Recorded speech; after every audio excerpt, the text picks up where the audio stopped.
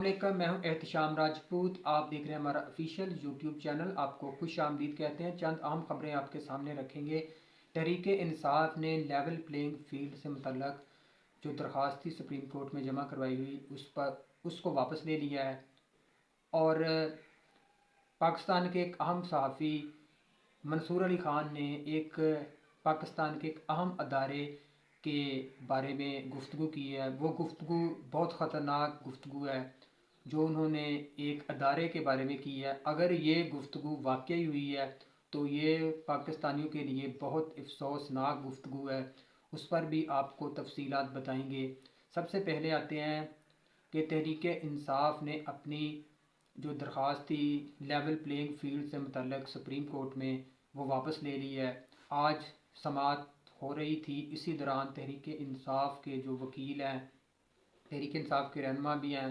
लतीफ़ खोसा, उन्होंने अपनी दरख्वास्त वापस दी। उन्होंने कहा कि हमें इस दरख्वास्त पर मज़ीद कार्रवाई नहीं चाहिए, हम अपनी दरख्वास्त को वापस लेते हैं। तो जो समाअत हुई थी उसमें जो रिमार्क्स थे उनमें भी ऐसा महसूस हो रहा था कि तहरीक इंसाफ ने चीफ जस्टिस काजी फ़ाइज़ ईसा पर बाकायदा तौर पर अदम एतमाद का इजहार कर दिया है। आज उनकी बातों से जो उन्होंने सुप्रीम कोर्ट में की हैं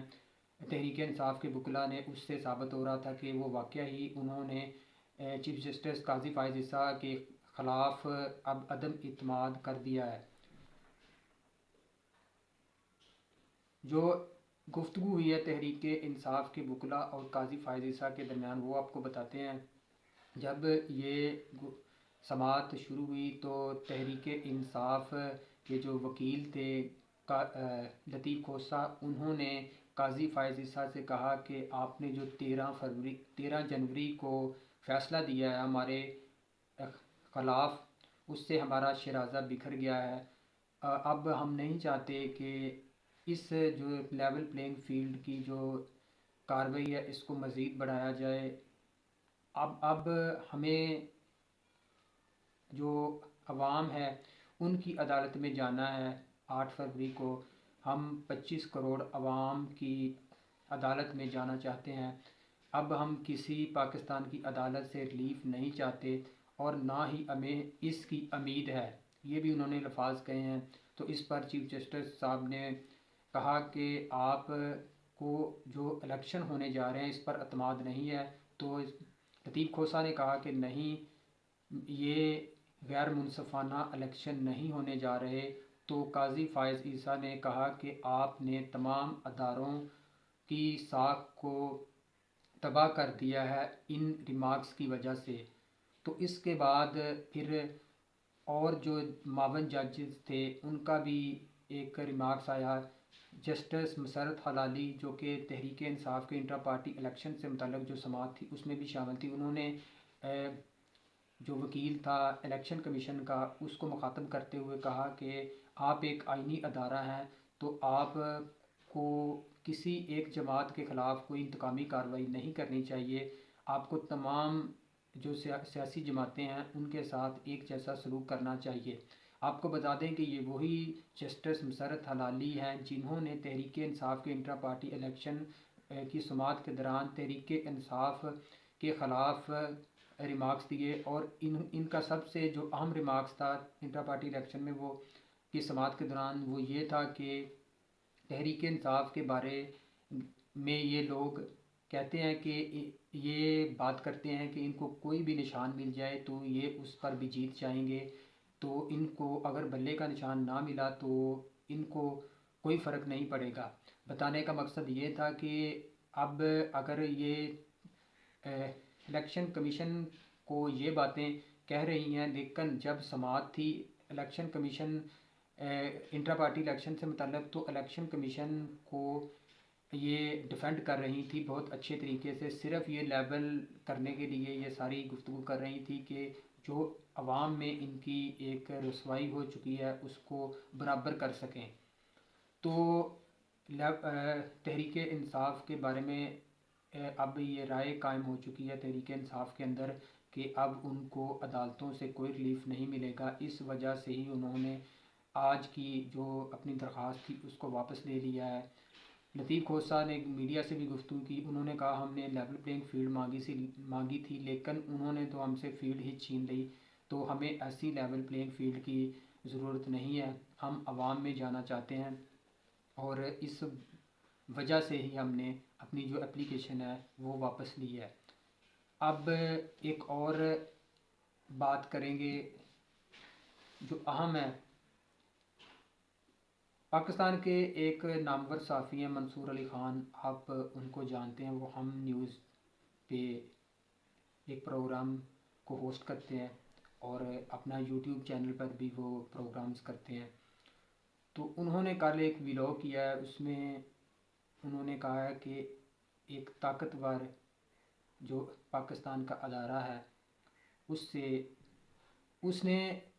کی تو ملاقات ایک شخص سے ہے، لیکن اس نے اس شخص کو ادارے کا نام دیا ہے۔ صاف ظاہر ہے اگر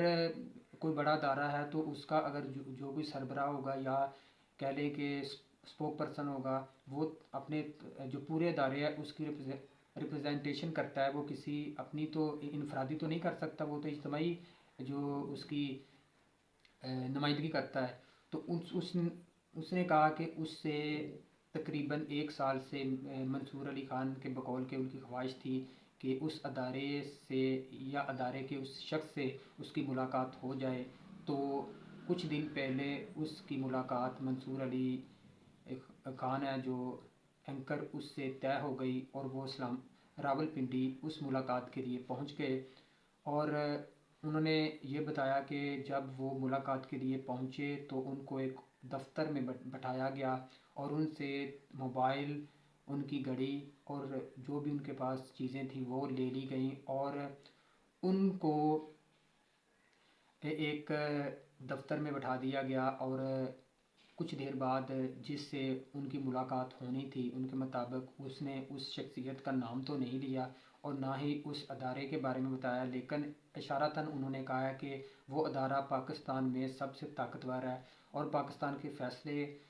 کرنے میں بھی وہ سب سے اہم مانا جاتا ہے۔ تو آپ لوگوں کو بھی یہ سمجھ بات آ رہی ہوگی کہ وہ کون سا ادارہ ہے۔ اب اگر ہم کہہ نہیں سکتے یا آپ کو سمجھ تو آپ سکتے ہیں نا کہ وہ کون سا ادارہ ہے۔ وہ بات چیت، انہوں نے کہا کہ ہماری بات چیت شروع ہو گئی، تو انہوں نے ان کے سامنے ایک شخص بیٹھا ہوا تھا، اس نے اپنی کاپی پینسل نکال کر ان کے درمیان جو منصور علی خان اور جو طاقتور شخص تھا اس کے درمیان ملاقات ہوئی، جو بھی وہ باتیں کرتے تھے وہ اس کو ساتھ ساتھ لکھتا جا رہا تھا۔ منصور علی خان نے کہا کہ میں نے سب سے پہلے یہ سوال کیا اس طاقتور شخص سے کہ پاکستان میں جنرل الیکشن ہوں گے 8 فروری کو، تو اس جو شخص تھا اس نے جواب دیا کہ کیوں نہیں، ضرور ہوں گے۔ تو اس نے منصور علی خان نے کہا کہ میں چونک گیا، میں نے پھر دوبارہ پوچھا کہ پاکستان میں الیکشن ہوں گے، تو اس نے کہا ہاں ہوں گے۔ تو اس کے بعد منصور علی خان کہتا ہے کہ میں نے پوچھا کہ پاکستان میں اب پاکستان کی سیاست میں عمران خان کا کیا اب رول ہے، تو اس شخص نے جواب دیا کہ مجھے نظر نہیں آتا۔ تو منصور علی خان کہتا ہے کہ میں نے پھر پوچھا اس شخص سے کہ آپ کو مستقبل کی سیاست میں بھی عمران خان کا کوئی کردار نظر نہیں آ رہا، تو اس نے کہا کہ نہیں، مجھے کوئی کردار نظر نہیں آ رہا۔ اور پھر منصور علی خان نے کہا کہ میں نے پوچھا کہ نواز شریف کے بارے میں آپ کا کیا خیال ہے، تو انہوں نے کہا کہ نواز شریف کے ساتھ زیادتی ہوئی ہے۔ تو میں نے کہا کہ آپ کے جو اس جگہ آپ کی جگہ شخص تھے بیٹھے ہوئے آپ سے پہلے، انہوں نے نواز شریف کے خلاف یہ سارا کچھ کیا، تو انہوں نے کہا کہ وہ ان کی انفرادی غلطی تھی، وہ انہوں نے جو بھی کیا وہ انفرادی کارکردگی کے لیے کیا، تو وہ نہیں کرنا چاہیے تھا۔ اب ادارہ کسی سیاسی شخص کی جو کہہ لیں کہ کردار یا اس کے کسی پہلو کو نہیں دیکھے گا، اب جو ادارہ ہے اس نے خود کو ان چیزوں سے دور کر لیا ہے۔ تو گفتگو ہوتی رہی ساری، پھر انہوں نے 9 مئی کے بارے میں بھی ان سے گفتگو کی، اس بارے میں تو سب سے پہلے آپ ایک سوال تو ذہن میں پیدا ہوتا نا کہ اس ادارے نے یہ تو بات کر لی کہ اب ہم نے سیاست سے اپنے آپ کو دور کر لیا ہے، لیکن اگر دیکھا جائے تو پاکستان میں سب سے اب پاپولر پارٹی تحریک انصاف ہے، اس میں کوئی دو رائے نہیں ہے، کسی شک و شبے کی بات نہیں ہے۔ اگر آپ سوشل میڈیا دیکھتے ہیں، آپ نیوز چینل دیکھتے ہیں، آپ گھر سے باہر نکلتے ہیں، آپ کو ساری انفارمیشن ہے کہ تحریک انصاف اس وقت کہاں کھڑی ہے، اس میں تو کسی کو شک و شبہ نہیں ہونا چاہیے۔ تو اس کے لیڈر کو آپ کہہ رہے ہیں کہ وہ میں پاکستان کی سیاست میں نہیں دیکھ رہا، تو اس سے کیا حساب لگایا جائے کہ آپ ایک طرف تو آپ کہہ رہے ہیں کہ ہمارا سیاست میں کوئی عمل دخل نہیں ہے، تو دوسری طرف آپ کہہ رہے ہیں جو سب سے بڑی پارٹی ہے اس کا پاکستان میں مستقبل نہیں ہے۔ یہ سوال تو پیدا ہوتا ہے نا کہ اگر آپ واقعی نیوٹرل ہیں، آپ کسی سیاسی پارٹی پر دست شفقت نہیں رکھ رہے، تو پھر یہ کیا ہے؟ یہ چیز تو یہ منصور علی خان کو اس وقت پوچھنی چاہیے تھی، لیکن اس نے نہیں پوچھی۔ یہ اس کو پوچھنا چاہیے تھا نا کہ اگر آپ کہتے ہیں کہ نیوٹرل ہے لیکن ایک پارٹی کو آپ کہہ رہے ہیں کہ اس کا جو سربراہ ہے یہ پارٹی یہ آپ کو نظر نہیں آ رہی پاکستانی سیاست میں، تو اس کے بعد انہوں نے نواز شریف کے بارے میں کہا کہ نواز شریف کے ساتھ جو کچھ ہوا یہ نہیں ہونا چاہیے تھا۔ تو آپ لوگوں نے ہی سارا یہ پلان ڈیولپ کیا تھا، یہ کون سا کسی تیسرے بندے نے آ کر آپ کو کہا تھا؟ اب بھی اگر آپ بیانیہ بنا رہے ہیں تو یہ 100% یہ شورٹی ہے کہ یہ صرف نواز شریف کو ایک نیا بیانیہ، کیونکہ اب اس کی الیکشن کمپین شروع ہو رہی ہے، تو اب اس کو یہ ایک اپنی طرف سے ایک